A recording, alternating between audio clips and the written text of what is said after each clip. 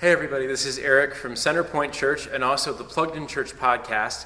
Wanted to make a quick video to give an overview of our new LED lighting system here at CenterPoint.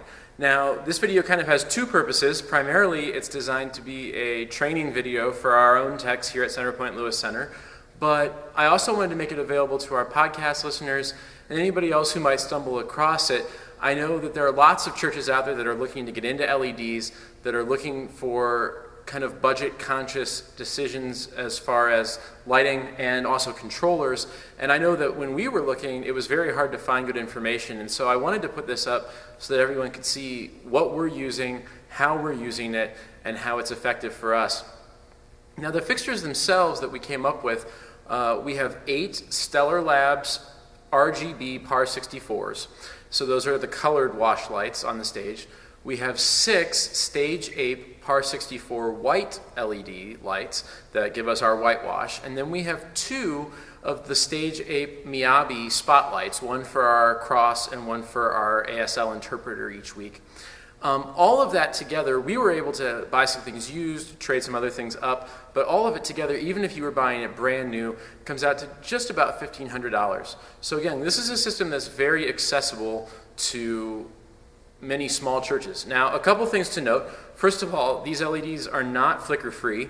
Flicker-free is a term that affects when you're videotaping LEDs, basically. So if you're using iMag in your church, or if you're doing sermon podcasting, that sort of thing, this may not work for you. You've probably noticed that the camera has some trouble with the fades behind me, even as I've been talking. So that's the first thing.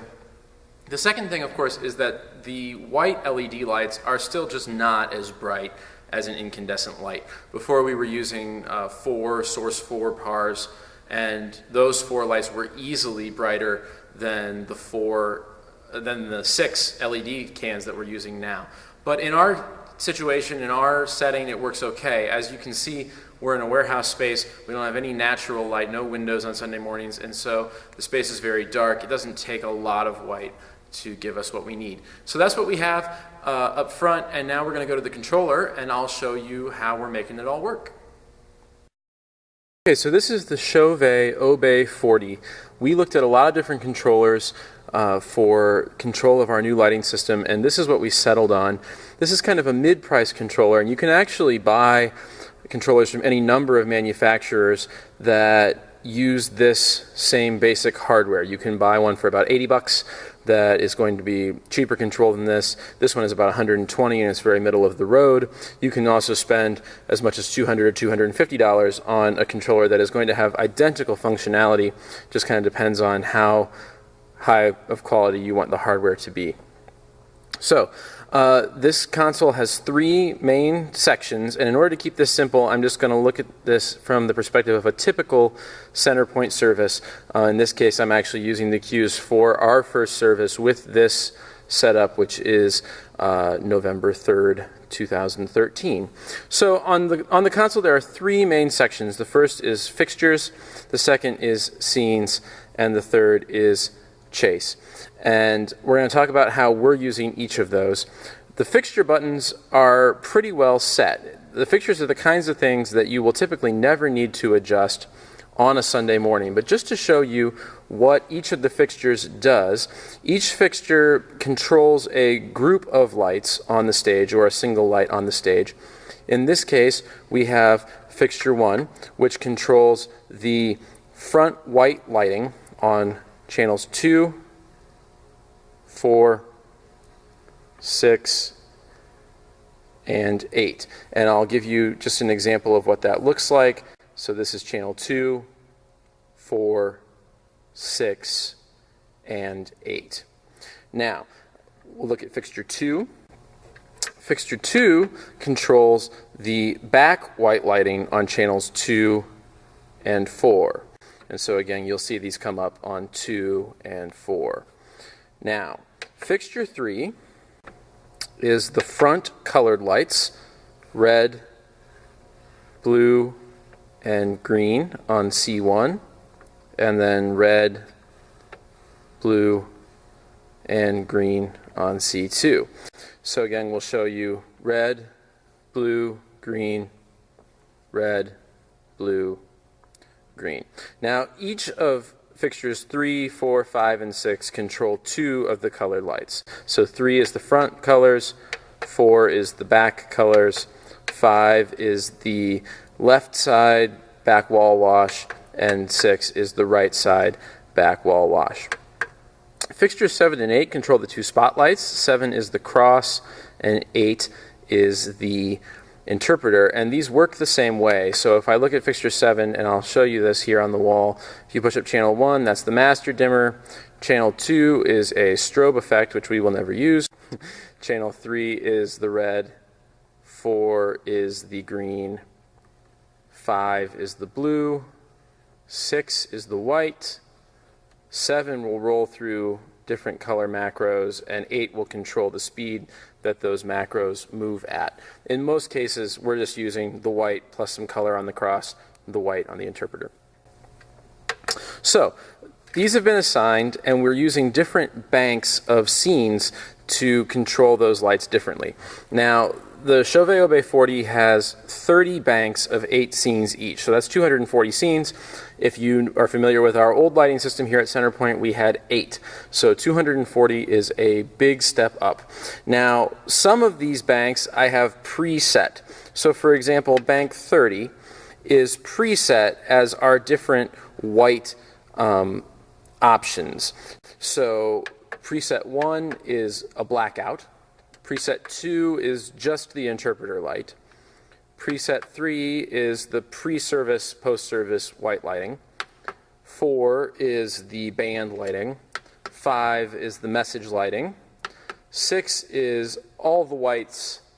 7 is everything on full blast. And 8 is the cross spot only. So that's bank 30. Now in banks 25 through 29, I have different color presets. So bank 25 is just 7 color presets: red, green, blue, purple, teal, yellow, and everything on. And again, I'll show you what that looks like. So again, we have red, green, blue, purple, teal, yellow, everything on, and there's nothing in the 8th spot. 25 is the colors with no whites. Bank 26 is those same color presets with the pre-post service lighting. 27 is those same color presets with music lighting. 28 has message lighting, and 29 has all of the whites on, full blast, with those same 7 colors. So basically those are just presets so that I can quickly grab them, copy and paste them into the earlier banks for each service, which is exactly what I've done. So right now, banks 1 and 2 have our presets for this Sunday.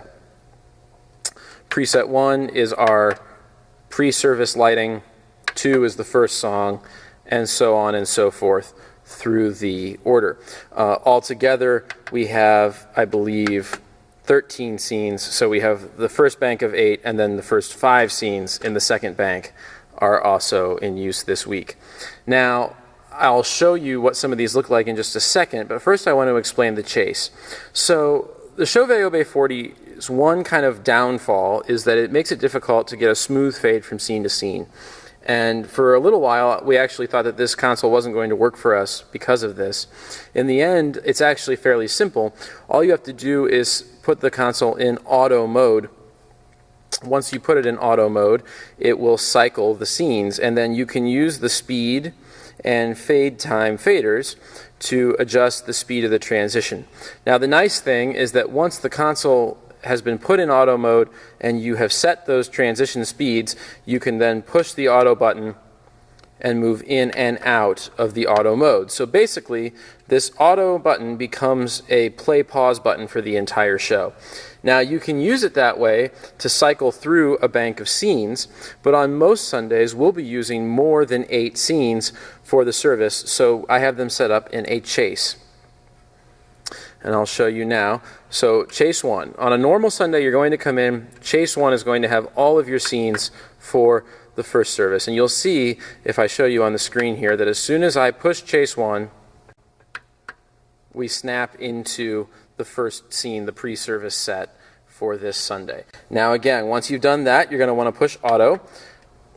And I'm going to set a fade time of about 2 seconds and a speed time of about 3 seconds.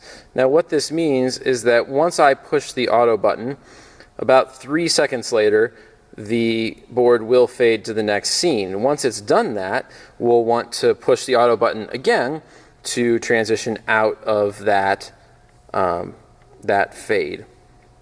So let's go to the stage. I'll show you what it looks like, and we can kind of talk about this. So we push chase 1 to get into the first scene.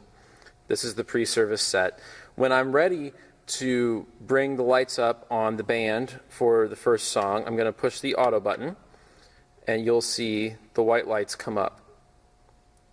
Now once that's happened, you push the auto button again, and now it'll stay in that scene for as long as you need it to until you're ready to go on. When you're ready to go on to the second song, you push the auto button again, and you'll see the color fade to yellow, and now we're into the second song. When we're ready for the third song, we push the auto button again, and we get the third song. Now at the end of the third song this week, we have a video clip, so we're going to go to a scene that is just the interpreter light. If you have worked with us much here at CenterPoint, you know that we very rarely go to a full blackout. So I'll push the auto button again, the colored lights will fade, and you'll see that the interpreter light remains on. After that, we bring the lights back up on Pastor Dave for the announcements, and so on and so forth. Now the cues are marked on to our service order just like they've always been, and all you have to do is when it's time to move to each scene, you push that auto button to advance. The display will always show the scene that you are in, so you can see if you are in the right spot as you look through the service order, and the scenes move sequentially. Even though there are some duplicate scenes in this service, it was much simpler to just keep them all in order so that the numbers continue to ascend. It's just much simpler that way. Now what happens if I make a mistake? What happens if I realize I'm in scene 6 and I need to be in scene 7? The good news is I can always turn off the chase and nothing will change with the lighting, and then I can push scene 7 and go into that scene. From there I can again just push the auto and it'll cycle on into scene 8. So hopefully that is kind of a basic explanation. Hopefully that makes some sense, and I hope it's helpful. If you have any questions about how we're using the console, about the lighting that we're using, please feel free to leave those in the comments, and I'd be happy to do my best.